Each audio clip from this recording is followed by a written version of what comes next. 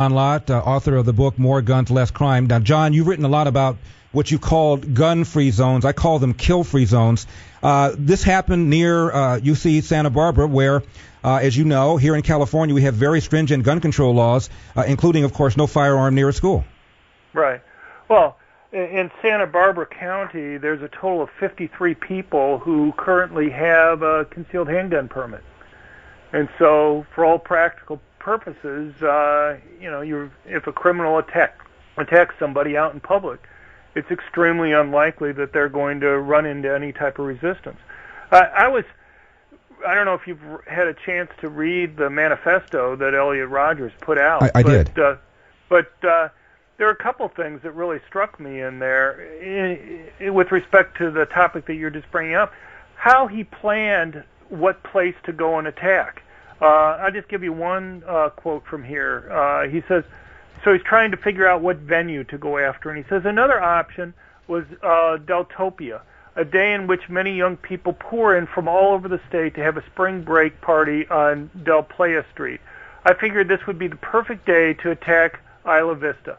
But after watching YouTube videos of previous Deltopia parties, I saw there were way too many cops walking around on such an event. Mm-hmm. It would be impossible to kill enough of my enemies before being dispatched by those damnable cops. Mm-hmm. And you see this in several places in his manifesto, that he's directly concerned about people with guns being able to go and stop him, and so he consciously tries to avoid that.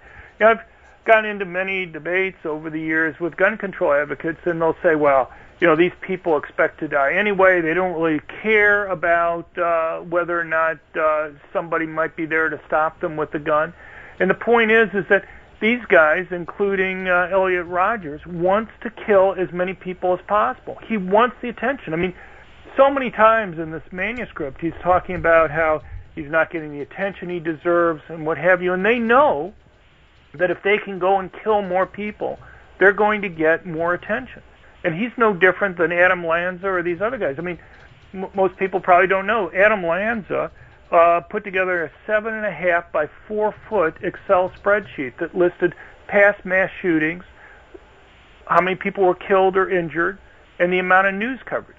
And he graphed it out, essentially showing to himself, I think, something that you or I would think was obvious, in terms of the ones where more people were killed, more news attention was given to it. And he, according to comments from police, referenced the Norway killer who holds the record for the number of people killed, even if subtracting out people who died from his bomb blasts. He shot to death 69 people and wounded 110 others. And Adam Lanza wanted to exceed that because he wanted to get even more publicity.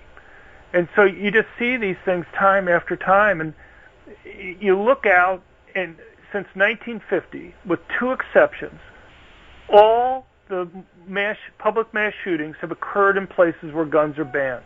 If this was random, in lots of states with concealed carry laws, you're allowed to go and carry your gun virtually any place in the state. If these were random, 99% of these attacks would be taking place where guns are allowed.